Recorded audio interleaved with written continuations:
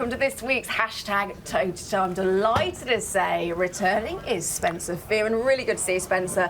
And this week we're joined by former British and European super middleweight champion James Cook. A delight to have you both on the show this week. James, thank you. Quite a career you've had. Since you hung up your gloves, is 1994? 94, yeah. You've been doing some incredible things, haven't you? Keeping kids a long off the time. Streets in Hackney. Just tell me what you've been up to. Basically, yeah, trying to keep the kids off the street in Hackney, working in a couple of schools and college, trying to teach them the discipline of the sport, at the end of the day, I personally feel that every sport person or every star, somebody say on TV or on the radio and local, just be as natural as you can and help these kids. And so I've been trying to do that for the past 28 years. It's amazing, the power of sport, hey? And you just released a new book that was out last Sunday, Gardening the Streets. Just tell us a little bit about that. Yeah, it's get it up there. It's funny enough, I could see why when the guys retired, they write a book straight away, but I think I wait till about 30 years before I decide. I know it comes about. That means you've got lots of good stories to tell, though. It comes about Melanie Lloyd, who's right sweet fighting man. I said to her one day, I want to be in every book that you've written, and so far she's written 4, and I think I'm in all 4. Then she said to me, what about the years? And I thought, no, don't worry about it. And, she keep nagging at me, and so yeah, we end up writing Sweet Fighting Man, and we choose a name, Guardian of the Street, and yeah, we put it together and just hope it, just basically about my life from Jamaica, come to London, used to climb trees, and when I come to London, there was no fruit tree to climb, and I thought, God, I'm gonna starve, So yeah, it's so it's a bit of everything, taking Spencer Fearon for a run in the morning and there we go. Let's just talk about that. There we go. These two. So James used to train you, Spencer. Yes, he did. Should we give the dates away? That might give your age away for a couple of years. 1990 to 2001, is that right? Yeah, well, it was 1999. 999, sorry, yeah, 1999, 2001. And back in the day. Back in the day. And yeah, James Cook was a person that would come and collect me. Like lots of people would say, oh yeah, Spencer's talented, but he don't train. No, under James Cook, I actually had to train. I had to train to make the weight as well. And James would come and pick me up every morning to go running. He would come like every morning, like no days off, like even on the weekends he'd come and pick me up on running. And one day we went running, and James can finish the story. Oh, you tell your version. I want you to tell your version. That's right, you can tell your version. Okay, yeah, tell your version. Yeah. Every morning we go running, and I would beat James on running. James could run, seriously. Even though he's retired, he can run. Look at, even now he's still slender. And I would beat James every morning for running. And like what I would do, I would see like the homeless guys, like we'd go through bridge runs. I'd see homeless guys, and I would like change them up, give them money. So they know you personally. All right, Spence, keep on running. And then one morning, I'd run past a guy and he'd say, all right, Spence. And this morning, James Cook, I don't know what he was on, some super, I don't know what kind of special juice he was on, but James just left me on the run, and like really left me. So James goes past the guy. And it wasn't like that. Let me tell my version. It wasn't what actually happened? Let me tell you what happened. We go for a run every morning, yeah? So every morning we go for a run. Spencer always get up in front like Usain Bolt, sprinting, and I'm just tagging behind him. So we come to one on the bridge, and every morning he'd meet this bloke, he'd give this bloke money. So we're running past this bloke, so the bloke said, morning Spencer, and Spencer dropped some money. So by the end of the week now, I thought, I'm a bit fed up with this, I'm gonna show him I could really run. So by the end of the week now, we start off running. So every time he look around, he see me beside him. So the next time he look around, I was in front of him. Now I'm going now and leaving behind. So when we meet the bloke, he says, morning, Spencer. I said, no, Jimmy Cook Spencer is down there. That is brilliant. Absolutely fantastic. Yeah, you only beat me once. Look, that's what I said. Learn your lesson after that. Should we get stuck into these questions? James wants to know, how did you get into boxing? I got into boxing by, funny enough, living in North Peckham Estate with a mate of mine named Rupert. And don't know if everybody remember, there was National Front and Skinhead around. I know it used to work. It used to be like National Front go play football first, one football pitch inside the estate, then Skinhead will go after. And we as black people, we go about 4 o'clock because we had to go to church, And he says to me one day, you know, we got run by these guys from Peckham right down to Peckham. And I was wearing Dr. Martin. No, they was wearing Dr. Martin boot, and I was in my trainers. And I come up from Jamaica, and I thought I'm a good runner. And this skinhead started to run after me all the way down Peckham High Street. And I'm running. And I look behind him, this skinhead still behind me in his boot. And I thought to myself, no way he could keep up. And I run into North Peckham Estate, and I hid below a rock. And I hear this skinhead come past, and he's looking for me, and he's speaking to himself. You know, and so the next day, my mate said to me, let's go to a boxing club. And we went to East Street Boxing Club, which was closing down. And we managed to keep it open. And it basically started from there with my trainer, Jimmy Redwell, who used to work for the Mirror. And he just started me from there, and he says to me, you're quite good at this. So I said, no, I just feel like everybody was bigger than me, and I had to stand up for myself, you know. And we started out from there, and we decided, you know, to take it a bit further. I had my first fight, I think, when I was about 14. In between then, I'd never really, not was inside the gym I was okay, but inside the fight, when I had my first fight, I realized it's not as easy in the gym. Very different, yeah. Absolutely, as it is outside. So I just started to work harder and train, and it just went from there. So what I noticed, though, is what happened. When I win a fight, I go around South London and stop in all the shops and buy South London Press, you know? But when I lose a fight, none of the shopkeeper them see me. You're very safe. Norman wants to know, one of your losses came against Errol Bomber Graham. Was he the best you ever faced, do you think? He's the most talented fighter, to be honest. Yeah. I've never gone away to take a break to train for a fight, but I leave actually Hackney and went to Elfton Castle up by my aunt to actually train for Bomber Graham. You know, and I spent weeks and weeks, about 4 weeks, training up the escalator at Elfton Castle, you know, the big escalator there. Run up that training for Errol Bomber Graham, because I know how good he was. But the way I train for 12 rounds, and I thought at the end of 12 rounds I'm going to be there. Didn't put in my head that Graham may have a different idea or he's going to stop me. I'm just training for 12 rounds. And when we start, you know, the fight start, and I'm looking at Errol Bomber Graham, and I thought, you cannot hit me with those sort of movement, with those sort of shots, because he was like awkward. Awkward. I'm spider guy, and I thought to myself, there's no way you're gonna hit me with these shots. And he just did something like Superman, and he hit me with a shot.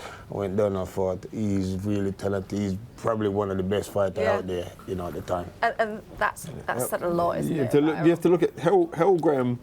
I would say is most probably British boxing's best fighter never to win a world title. He was absolutely fantastic. And you have to look, like, we've got Johnny Nelson here. Johnny Nelson will bear testimony to how good Errol Graham was. Errol Graham was absolutely fantastic. Just if you look at his career, he came short on a couple world title shots. He had 3 world title shots, and he came short on them. But his last one, where he was well past it, he was finished as a fighter, you'd say. He was an old man when he fought Charles Brewer for the IBF super middleweight crown, and what was that that was 97, and he was winning that fight, knocked down Brewer quite a few times, but then ran out of steam and lost. Charles Brewer goes on and fights Joe Kawasaki, who's one of our greatest fighters ever. Joe Kawasaki didn't come remotely close to knocking him down. So you have to look at the level. Errol Graham was an incredible fighter. And I remember after he beat James Cook, I remember the crowd was screaming out, "Are you watching Nigel Benn?" Because Nigel Benn and Michael Watson and Chris Eubank, those were our 3 main middleweights. They didn't want nothing to do with Errol Graham. He was a fantastic fighter. Absolutely. Kevin wants to know, what do you miss most about boxing? I mean, you're still involved. Yeah, to be quite honest, probably training. Yeah. You know, now I'll go to the gym, I'll probably do 3 press-up and call it a day and hit the bag for a minute and you ain't putting no weight, James. tell everybody I'll make a comeback, but I'll have 3 minutes rest and 10 seconds around, that will do me. I think I miss the training. You know, I think I'm just pushing myself, you know, to the highest level you can, you know, just to be at the top, you know, so I definitely think it's training. Is it the structure as well, do you think? Yeah, definitely, because I used to be up, as he should know, you know, running at 3, 4 o'clock in the morning, so I'd get these guys up running the same thing at 4 o'clock in the morning, so I miss that sort of running now. Like Spencer said, you have kids, you have grandkids, so now I get up a bit later. Aviasa, I hope I've pronounced your name right, wants to know who is the greatest British boxer of all time, in your opinion? The greatest British boxer of all time, in my opinion, I think to me, is Randolph Turpin. You know, I think he's was a great fighter. I think these guys do things. You know, when I see guys box now, I'm thinking, these guys was just natural. You know, I look at natural guys like Kirk and Lang, Muhammad Ali. To me, everybody have to work at certain level. There's certain sport person just have natural talent, so that George Best these guys, they're natural. And I think Randolph Turpin was just one of these guys, was just natural.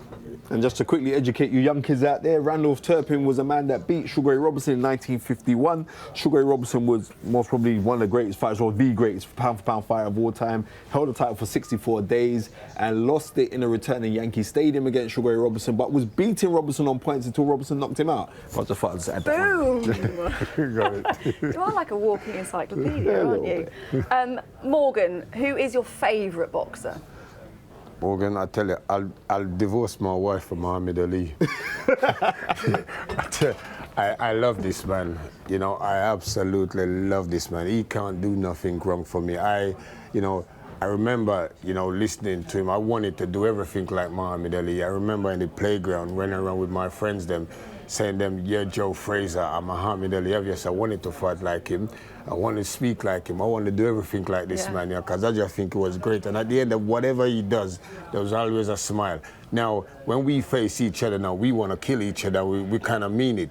But this man here, when he does things, there's always a smile at the end of it to show you he don't mean it, And he's my favorite fighter, and I love him. And when he was over here at the Henry Cooper, I missed school. I must have lined up for about You went to school?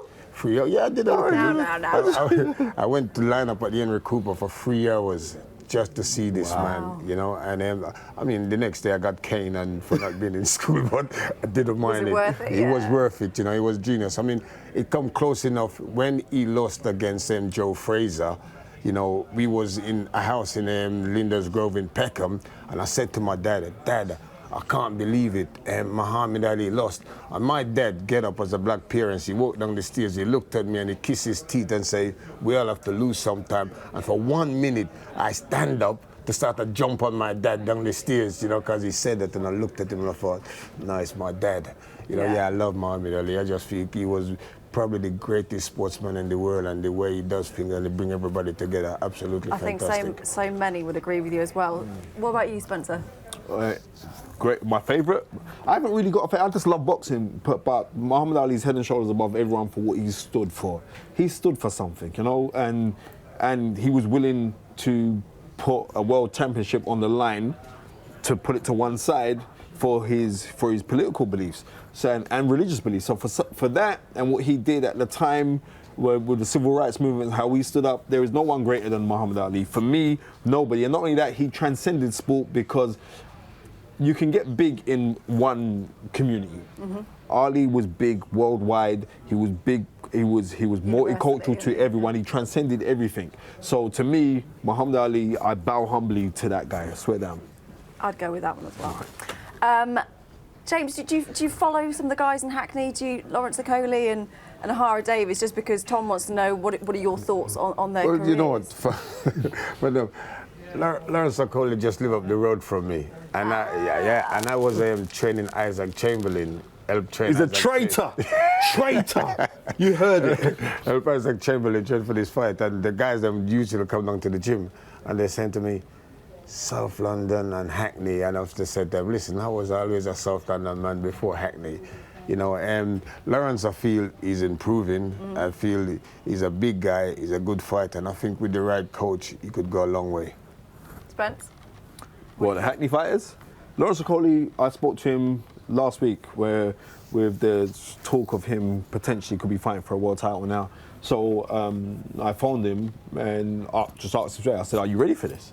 And he was saying, yeah, I believe that I'm ready for it. And I said, that's what I wanted to hear.